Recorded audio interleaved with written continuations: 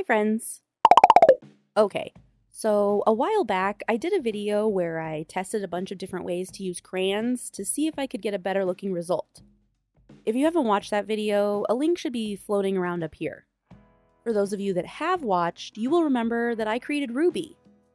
And ever since then, I've been wanting to create something even bigger with crayons and really see what I can do.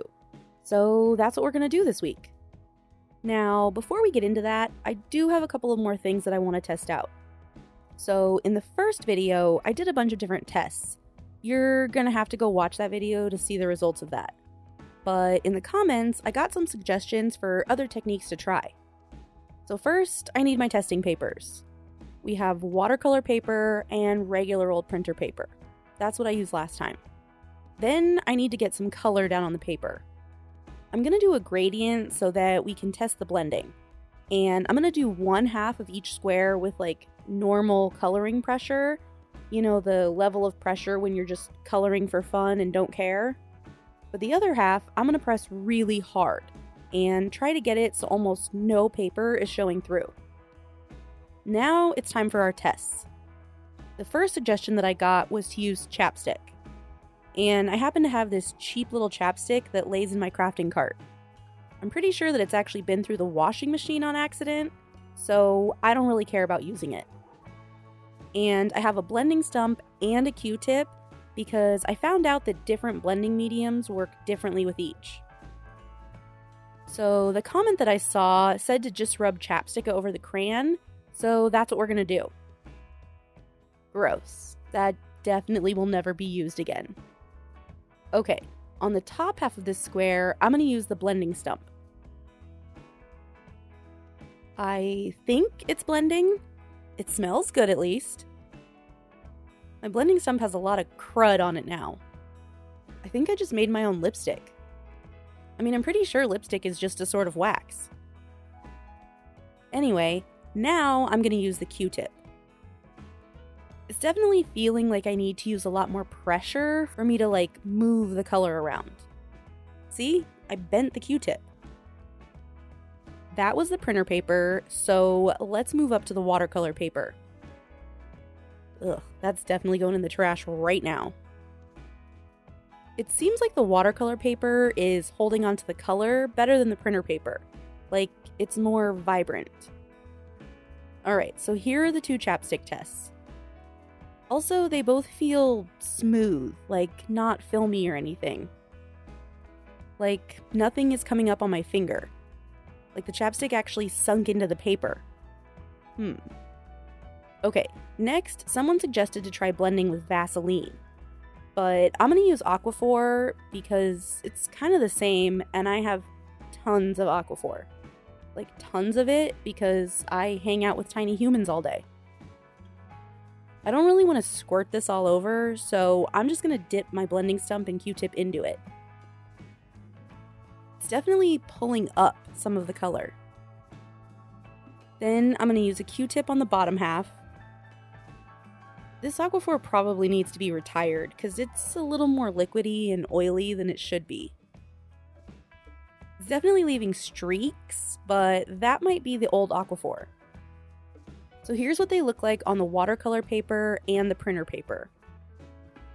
The last test that someone suggested was to use a white crayon over the top like I did before, but to add heat. I don't know if that means that I should color with white and then use heat to blend it, or use heat at the same time as the white crayon. But using heat at the same time seems more fun, so that's what we're gonna do. Well, it looks like I'm painting with milk. So let's try a blending stump on the bottom. Alright, the top is just the hot crayon and the bottom is with the added blending stump on the watercolor paper and then the printer paper. I think the Aquaphor on the watercolor paper worked the best out of these tests, but if you look back at my original tests, using high pressure, heat, and a blending stump still looks way better, and it really keeps the vibrancy of the color. Now onto this grand painting. First, we need a canvas. And this canvas is very, very dirty. My dad got it in an estate sale, and it smells like it's been in someone's attic for 500 years. It's not awful, but it is definitely discolored. But that's okay because we're gonna fix it up. And if this painting turns out butt, I won't care because this canvas is vaguely butt to begin with. First though, I'm gonna cover this in some gesso. Probably didn't need that much. Anyway, I'm doing this because I've read that you can gesso a canvas and then sand it, and that will give you a really smooth surface. Some canvases come pre-gessoed, but I don't know if this one is because I know nothing about it, except that it's probably haunted. Also, I chose this canvas because it's bigger than all of my not haunted ones, and I really want to challenge myself with this piece. Now that it's mostly dry, I'm just going to sand it to get some of the texture a little bit smoother. You definitely can't see the difference, but I can feel it. So I have my canvas, and now I need my crayons. This nice set of old crayons from when I was a kid. These are the ones that are Crayola and still have all of the color names on them. I do have another container of cheap, unlabeled crayons that did not get invited to participate in this video. First, I'm going to go through and pull out all of the retired crayons, because I know some of them are highly coveted, and I just don't want to hear it in the comments if I use those and people get mad. I'm also going to sort all of the crayons into color order to make it easier to find what I want. Alright, here are the retired crayons: Dandelion, Magic Mint, a couple of mulberries, and an orange red. They are going to be kept at a safe distance and will not be harmed.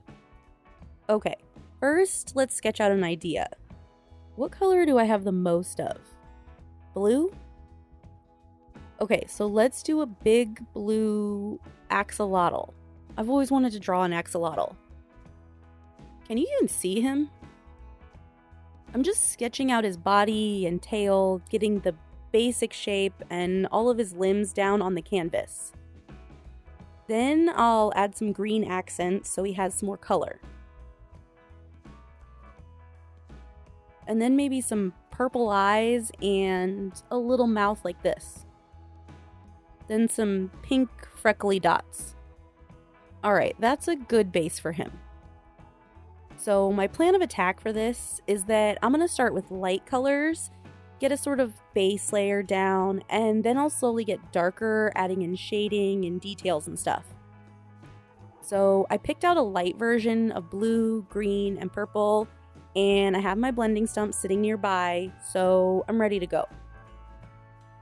First, I started out by heating the canvas and crayon at the same time, then switching to the blending stump to help blend the warm wax. I did notice that this method sort of warmed the crayons up too much, and it would get pretty liquidy, which not only made it harder to control, but it also would pull up some of the color that was already down on the canvas. So there's that. It's also not sinking into the canvas the way that it sunk into the watercolor paper, which now seems obvious since it's gessoed canvas versus paper, but for some reason when I was planning this out, that never occurred to me. But we have a base layer down now, so we might as well keep going. I still have some hope at this point that I will be able to slowly refine this into something better than this. So I'm going in and adding another layer of crayon without heat, just to sort of build up the color in certain areas. And I decided that while I was doing that, I would also plan out the background a little bit. Add some seaweed, a cool pink outline around the axolotl, and then a kind of gradient-y background. Maybe pink and purple? Oh, and some bubbles in there. This looks great so far. It doesn't at all look like a 3-year-old did it. I went back in for another layer the same way that I did before, but this time I added in progressively darker colors to try and give this guy some dimension. I did notice that it worked better if I did short bursts of heat and then blended, rather than constant heat blowing on the canvas. I tried blowing heat onto the canvas and then coloring, or blowing heat directly onto the crayon and then coloring, just to try to see what might work best. I'm kind of struggling. I felt like I needed something a little more gentle than the blending stump was, and using my finger wasn't really feeling that great. So I whipped out a little paintbrush. And that actually seemed to work pretty well. It was able to get down into all of the texture that I obviously didn't get rid of and smooth it out into a nice flat color. So then I went back in with the crayons to kind of add in shading how I wanted it, and then went back and blended it where it needed it. It's much better looking than it was, but it still looks kind of nuts. But maybe, now that I have a method that's sort of working, I can work a little faster. Also, his face looks really crooked, but what are you gonna do? I went back over his little head appendage thingies to smooth those out, and then I went back to his face and body. And you can see that if I let the wax get too hot, it will turn into pure liquid and slide around and pull up on the paintbrush. So that's fun. Did I struggle that much with Ruby? I went back in with the crayons, coloring really hard to try and add more color, and then tried to blend it out with the stump without heat. And really, at this point, I'm just trying anything that I can think of to get a nice blend, but also keep it nice and vibrant. Am I getting frustrated? Yes, I'm getting incredibly frustrated right now. I really had it in my head that this was going to be so much easier. I do like the saturation of his head area, so I'm trying to match his body to his head. And I'm so focused on the blend and finish of the crayons that at this point, I'm not really noticing the shape and how not good it is. Or I am noticing, but I'm choosing to ignore it. His head, especially, not my best work. I went back in with the heat and the paintbrush to try and fix this up, and I'm definitely ruining this paintbrush. It's melting. So let's switch to working on the green sections. I really should have planned out my sketch a little bit better because the length and the width of these head adornments are not matching each other at all. But I can't really fix that now. And right about now, I'm really starting to feel like this was a dumb idea. Why did I do canvas? When I did paper before, I know paper works. No, I just wanted to go big and crazy. Is this even looking good? I feel like it looks insane. His head is so much darker than his body, so I just keep trying to darken him up. I think, she says optimistically, that I figured out a method that works. I do small blasts of heat, and then I use the paintbrush in sort of small up and down stabbing motions, just to gently blend and get rid of that crayon look, but not actually sweep the color around too much. So I moved on to his spots and his face, and this did not go well at all. The colors just weren't layering how I was expecting them to, so the eyes weren't getting dark except for around the edges. I heated the crayons up to get more color payoff, and then the spots just ended up looking blobby. I tried to blend them out, and it just got worse. Also, the crayons do still leave fallout like crayons do, and if I don't notice and don't brush them away before I use the heat gun, little colorful, unwanted confetti melts its way into the picture. I tried sharpening all of the crayons to see if I could detail things a little bit better, and weirdly, it did help with the color payoff. Like, maybe I'm able to get more pressure that way? I'm just really trying everything here. So I spent another hour or so adjusting the colors and adding some kind of outlines to try and make this guy look like he's worth all of the time that I've spent on him so far. And I accidentally gave him the squarest butt in existence. Now, his body isn't looking totally terrible, so maybe if I fix his eyes, he won't make me so annoyed. But I just can't seem to get them as dark as I want. So while I'm thinking of an idea, I'll move back to coloring his body. Is any of this helping at all? Is he looking better? I know what you're gonna say. You're gonna say, you're too hard on yourself, he's cute. And okay, he is. He's not terrible, like I keep saying. He's just not what I was envisioning, so I'm getting frustrated. I mean, I'm 3 hours into this guy so far.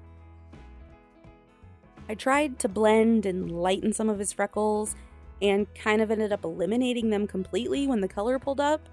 So I decided to do that with all of the dots and with his face, and then maybe I can redo that part of him. I melted his whole face off. I tried black instead for his eyes and his mouth, and since it still wasn't getting dark enough, I ended up sharpening the crayon and heating it to get it nice and black. Then I used a brush while it was really liquidy to get it into a nice clean circle and super fully opaque color. I finished removing his freckles, and I think I'm actually just going to leave those as is because I like them better that way. Then I went to brush off the crumbs while the canvas was still hot and smeared this whole section. Dummy.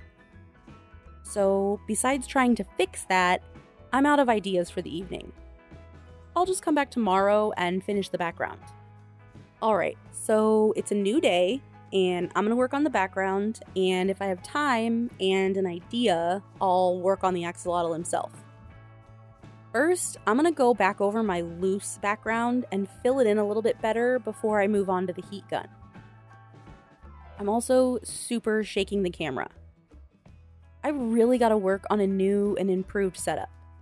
Everything sort of needs to be on its own island, not touching anything else, so that it doesn't cause tiny earthquakes.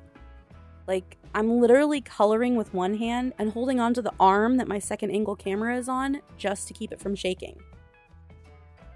After coloring all of this in, I went in with a paintbrush and the heat gun to blend. I really wasn't super worried about this background because I just wanted flat, simple colors. It's in the background, so I wasn't going to shade it or anything. And it was working really well at first, and then all of a sudden I could not get it to blend.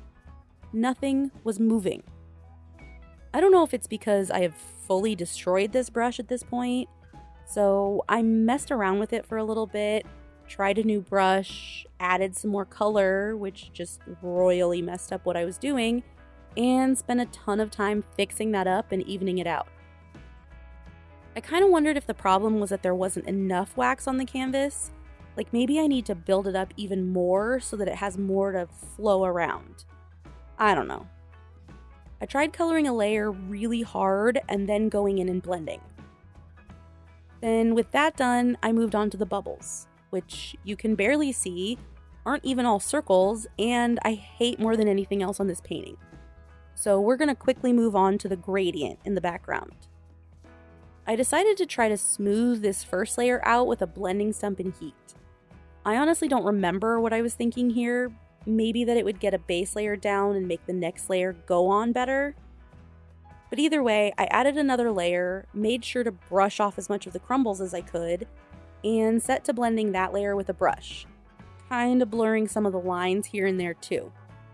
But it seems to be working okay-ish, so I dug out some fresh cheap brushes to ruin and got to work doing a layer, then heat, then a layer, then heat. I didn't really know when to quit, which was honestly about 2 layers before when I actually did quit, so this starts to get a little messy, but it happens. For this pinky glow around him, I'm going to color really hard and use a smaller brush and work in smaller sections, because I really want this section to look good. And I think at this point, I was just getting so tired and so over this project that I was trying to move too quickly and making so many dumb mistakes.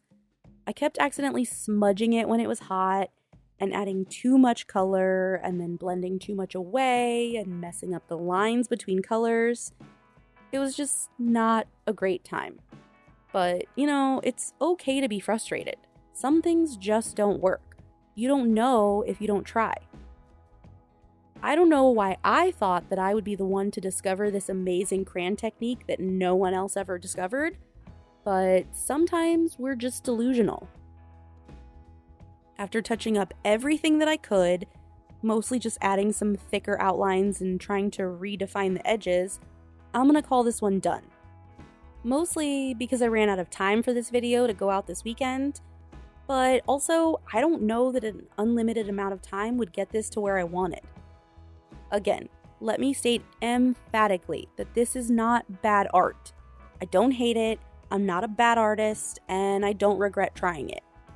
I I just had this vision in my head of a more elevated version of this, and to me, this really didn't turn out any better than I could do with regular crayons on paper. I can still see stroke lines, and the color is still uneven. I really should have used watercolor paper again, but sometimes logical thought escapes me. I just get these brilliant ideas sometimes, and I go all in, and then they don't end up working out. But at least you're watching me fail instead of wasting your own 8 hours melting crayons into canvas. Also, not sure if anyone noticed, but all those crayons that I lined up so aesthetically, yeah, I melted them to the side of my canvas without noticing. So don't try to be aesthetic. What do you think? Was this remotely informative, or at least entertaining? Is there something else you want me to test out so that you don't have to? Thanks so much for watching, and I'll see you next time.